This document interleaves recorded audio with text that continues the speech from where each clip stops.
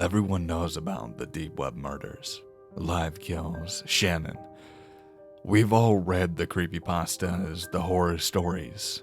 I believed them then, and now I know that they are real. At the time, I figured the deep web sickness had spread into most dating apps, Bumble, Tinder, but that still didn't stop me. No, Melissa Ramsey was stubborn, and honestly, I was a little too H-word to care. I wasn't pretty, not in the conventional way. At 19, I was a skinny black girl with brown eyes hidden behind my big glasses. My short, straight hair and weird fashion sense did more to showcase a 5 head and a scrawny body than my nicer qualities. With a bony ass and small chest, I had nothing to really attract boys. Even being a freshman at a nice college like Georgia Southwestern didn't mean really anything when I lived with my folks instead of on campus. They had a nice house out in the country, sure, but there wasn't a single hot guy anywhere near us. So, yeah, I was quiet. I had no friends, way too awkward to strike up conversations with a person, much less with any sexy guys. So I did what any girl or guy in that spot would do. I hit up the apps. The only problem was Tinder, Meet Me, and Bumble were all strikeouts. And that was with me swiping right on every single guy. Even my attempts at posting quote-unquote sexy pics on Gone Wild got 0 upvotes. I don't know, maybe I just didn't have a face or body that boys truly wanted. At least not for studs/wanted. Of course, the only interest I got were the weirdos and the unattractive dudes. Okay, maybe they were in my league, but still, why couldn't one of these just be a hottie like me? Shit, I'd settle for a one-night stand and a Snapchat sexathon at this point. I wouldn't even mind the usual types of pictures for my types of pictures if it was one of these fine-ass guys sending them. After all, Lady BONER would only get me so far. But then came my brutal epiphany, and the truth hurts. Let me tell you, the problem was me, Melissa, not the sexy guys. I was the ugly one, the loser, the female creep. So, I decided to overhaul my images, like a makeover you see in the movies. No, I didn't wear more makeup. I didn't ditch my glasses. Didn't stylize my hair or hit the gym. Instead, I made a fake Bumble profile. I chose the name Tara Heisler. A blonde-haired, blue-eyed Instagram model became my new image. She had tan skin, a big chest, tall, one of those Southern Belle Code types I'd spent over a decade being harassed by, and over a decade competing with. And now she was me. The perfect catfish in this thirsty ocean. The boys didn't have a chance. I was slaying right and left. No longer did I have to settle with the male version of me. Gone with the awkward and the weird types. In came the hotties. Maybe my theater experience helped me with the texting and the chat performances. Or maybe it just was the natural benefit of being a conventional beauty. Then again, that model's plethora of sexy Instagram photos also helped me win some attention. I could make those hunks do anything. White guys, black guys, jocks, hot nerds, it didn't matter. They bowed down to my power, I'll say. And those pics and vids they'd send. Girl, let me tell you. My secret little stash of photos and videos in my library grew bigger and better. There were big things and bubble butts, gym shorts, even guy on guys. Whatever Tara asked for, those boys sent. And they didn't hesitate when doing it for me. Not when I was on that Snapchat stage playing their dream girl. Okay, so maybe I wasn't gonna meet my future husband doing this. Not even a future friend with benefits or first serious boyfriend. But still, this was fun, and it was a way to satisfy my own desperate thirst. For once, I felt hot, powerful, a social media queen, and playing the sexy thought only allowed me to slip deeper into my own desires. These hotties responded to all my fantasies, different types that I'm not going to discuss on here. It was all the stuff that little Melissa was too scared to ask, and all of the sexy stuff that these pretty boys would never do for a girl like me, only under the spell of an all-American hottie. The tantalizing fun lasted through the first few days of winter break. The hot nudes, the talks, and the amazing early Christmas presents. I stayed cautious, of course. Those creepypastas still lingered in the back of my mind, when I wasn't overcome with the excitement, that is. The inner heat that I felt warmed me from both the cold and the unease. My anticipation only increased with each of these matches and these steamy pics. This Tuesday night was more of the same. A few minutes past 9:30 and I was still holed up in my room, sitting at my computer desk, surrounded by Nicki Minaj and Tarantino posters. Not working on any scripts or monologues like I told my mom. My phone was blowing up and it was all with sizzling snaps. I'd managed to talk a baseball player into doing both twerking and a different type of video. All thanks to Tara. The bedroom door busted open. In a frenzy, I exited Snapchat. My dream delayed. My mom leaned in the doorway. The sloppy pajamas covered her face. Straight hair dangled down to her back. Mom's small eyes stuck on me. "You okay, sweetie?" she said in a soft tone. Like a panicking crook, I struggled to even suppress the nerves. Breathing heavy, I checked my phone once more, glad no other types of pictures were up for grabs for my mom's nose to gaze on. Yeah, I stammered, folding my arms in the cold room. I faced her. "I'll come down in a minute." Mom flashed me a warm smile. "Okay, we're about to watch a movie." "I'll be there in a few minutes," I said. "I just wanted to finish up the script. Cringing, my grip grew tighter on the phone, to my real entertainment. Mama chuckled. "Okay, we'll be downstairs." With that, she leaned back and shut the door. Now I was back to my fantasy, back to the boys. A vibration further fueled my excitement. I turned my hungry eyes toward the phone, toward the new Bumble alert. "You got a match." Grinning, I veered straight to the app. And what a match it was. Michael Barnes, 24 and in great shape. Well over 6 feet tall. A physique as flawless as his baby blues. His straight brown hair complemented a smooth, slender face. The type of hunk destined for Wall Street, successes, or modeling agencies. "Hello," I said to myself. Immediately, I made my first move. Sup, sexy. Thankfully, the wait wasn't long. In seconds, Michael's reply appeared. "Hey cutie, snap, ? My exhilaration only increased. Score another one for Team Tara.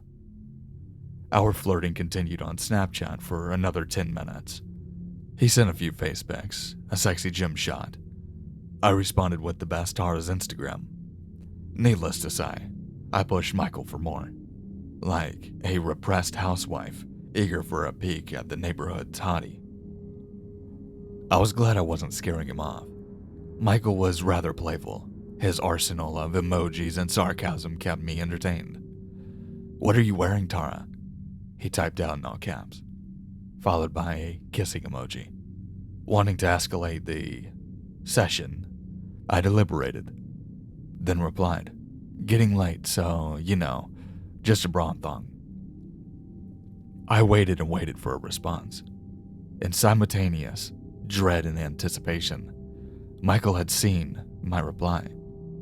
In a painful taunt, his goddamn Bitmoji kept popping up from time to time, but there wasn't a word, not even a is typing tease. The fuck? I muttered. Come on, bitch. A few more minutes went by, agonizing anxiety dominating me. The anguish hurt. Unlike me, Tara never lost a man, and she couldn't lose this one. Now when Michael had enraptured my female gaze.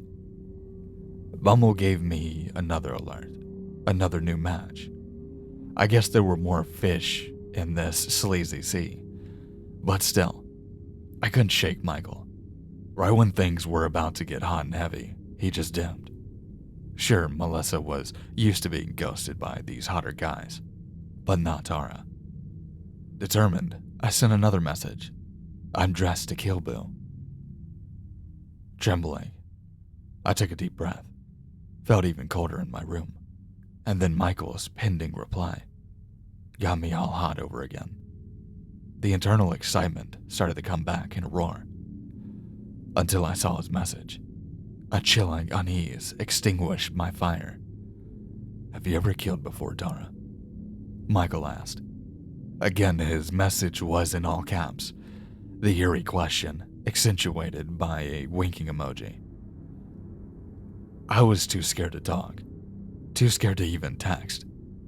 Michael's once adorable Bitmoji flashing in a sinister smile, the image now posing as the aura of a killer doll, uncanny valley in overdrive. And then he started typing. I stole a glance at the door, not sure what to do. My aroused feelings replaced by fear. Michael's next message arrived. Because I have. A harsh vibration accompanied by the next text. Remember that story about Patrick? He sent me a link. A creepypasta. I just saw a girl I matched with on Tinder get killed. Trapped in a chilling conversation, I struggled to turn away. I couldn't. Michael's new message appeared. That was me. His Bitmoji is grinning and only grew wider, more deranged. The big blue eyes like daggers on my soul. That was me, Melissa. Read his next text. A hollow horror spread across me. Numbness. The after effects of most unsettling shock. I didn't even flinch when Michael sent another message. Melissa Ramsey, Americus, Georgia. Shivering, I struggled to hold my phone. Tears started to well up on my face. In a quick succession, the final text arrived. 14 Price Street. Michael's Bitmoji vanished off the screen, off into the night, and deep into my sickened gut.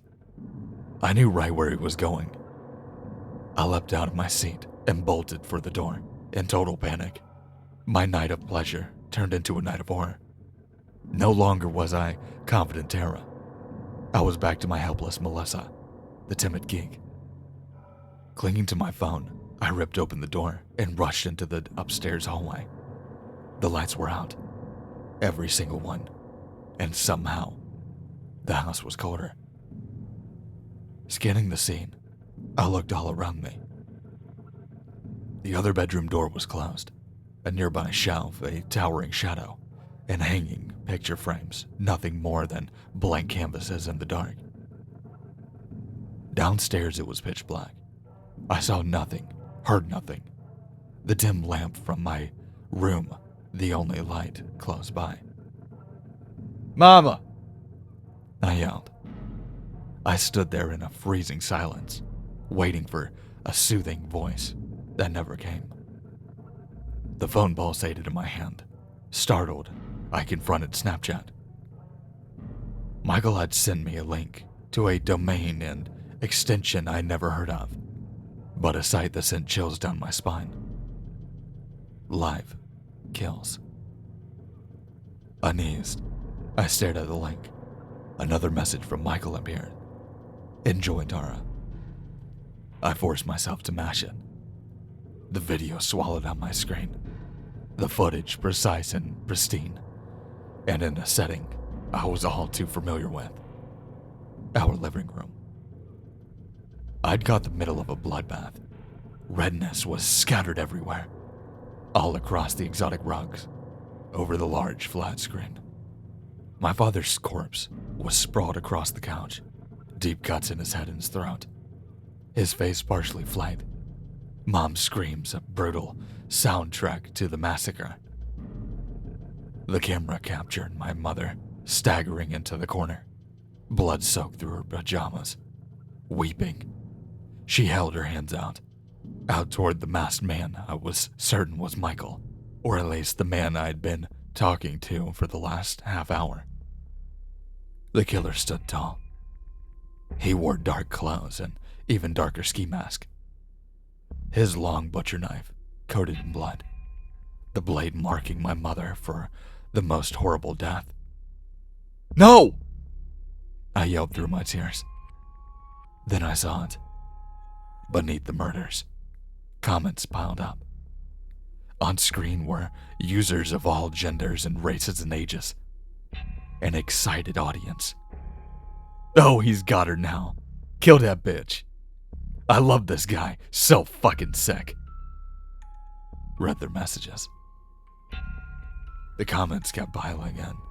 Small boxes showed viewers watching on Skype, their eyes and expressions hungry for blood.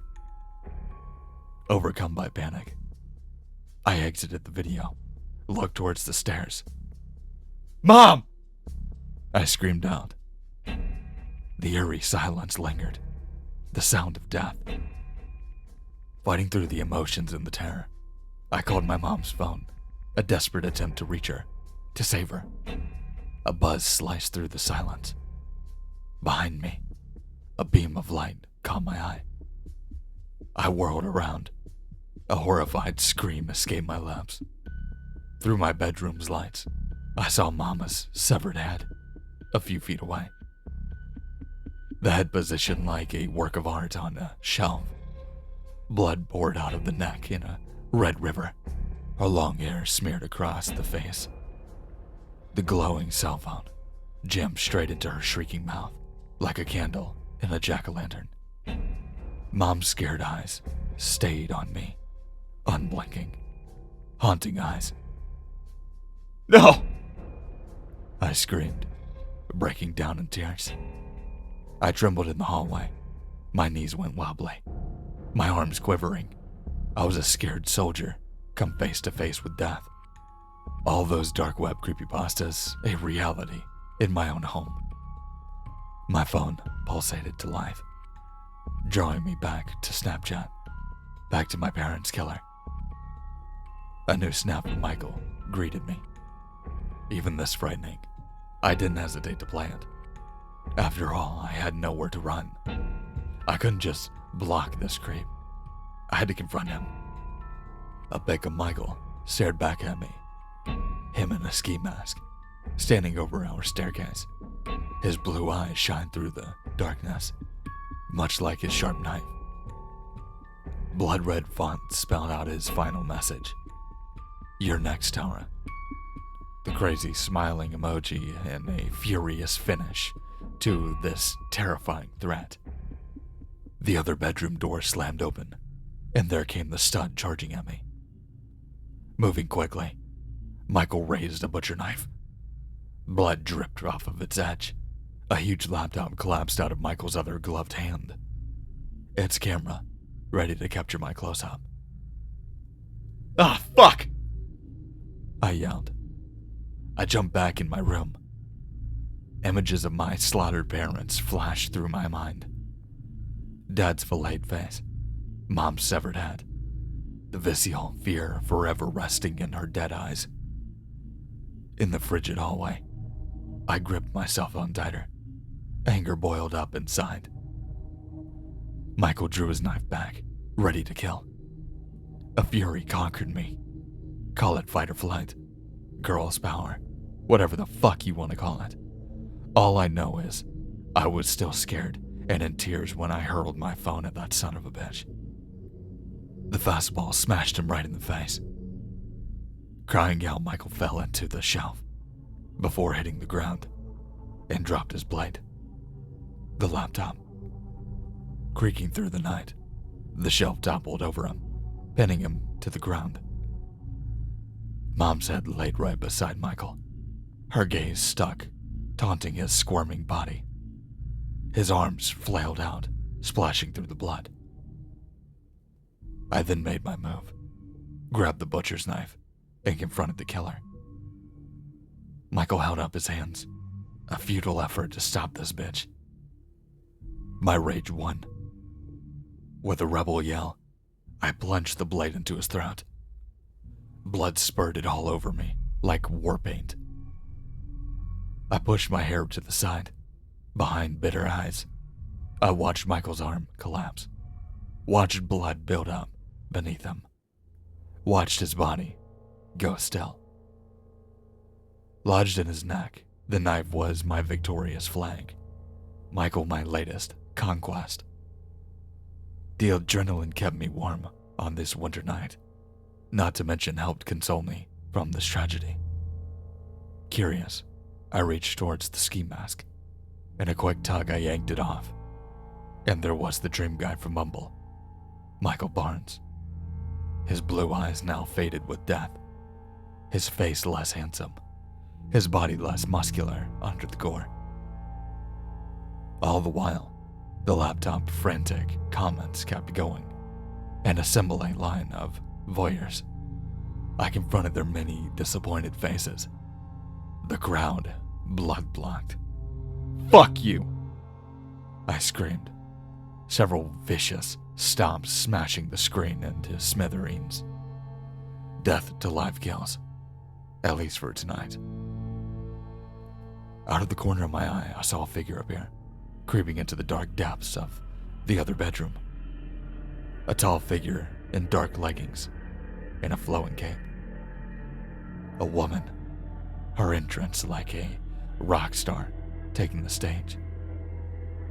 The fear coming back, I faced her, faced the mannequin mask. Its long, mocking smile, the big eyes beneath it, the big chest beneath the black clothes, an even bigger knife in her hand. There was Shannon, the stuff of creepypasta lore, right here in the flesh. Showing off brute strength, Shannon pushed me to the ground. She glided over me, her movements effortless. Shannon put the knife to my throat, a headlock. I wouldn't dare try to escape. In ethereal motion, Shannon held out her phone. A message already prepared for me was on display. The letters big and crude. "Do what you're told, and you'll live, bitch." The winking emoji next to it did little to comfort me. So, here I am now, in a house I've never been in a room without a window. I'm trapped. No longer Melissa Ramsey, but Tara Heisler. I guess my wish did come true. I'm the bombshell. A bombshell crafted by Shannon and all of the others involved at Live Kills. The process wasn't easy. This wasn't Botox or a smooth surgery. Instead, my skin was bleached in the cheapest way possible, similar to dye that they use to keep hair bleached blonde. Blue contacts now disguised my eyes. Crude surgeries gave me the lousiest silicone for a big chest. Now I sit all alone in this room, a poor man's version of an Instagram model I based my catfish persona on. The laptop and cell phone, my only items. The thousands of horny girls and boys, my only company. People not unlike me in the days before I met Shannon. Looking back, I can't help but wonder if Michael was really the killer or a victim. If he was someone like me, someone they dolled up for all of these kills, someone they forced into this twisted game. I've been told that my turn is tonight, my first live stream murder. Shannon is joining me to make sure that I go through with it, both of us armed with those huge knives. I'm not really sure what else to say, what else to do. All I can tell you girls and guys is don't get too thirsty. Please don't be Melissa. And if you end up matching with Tara Heisler, a southern blonde charmer, be careful, because it's either gonna be you or me who makes it through the night.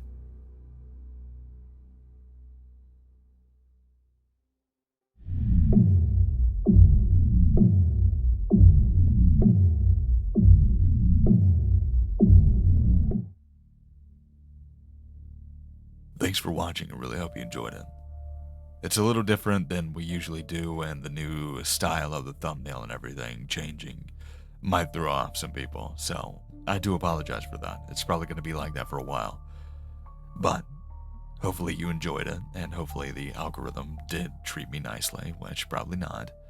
But if you are new to this channel and you like what you heard or enjoyed anything on the channel, make sure to like, comment, and if you're new to the channel, make sure to subscribe.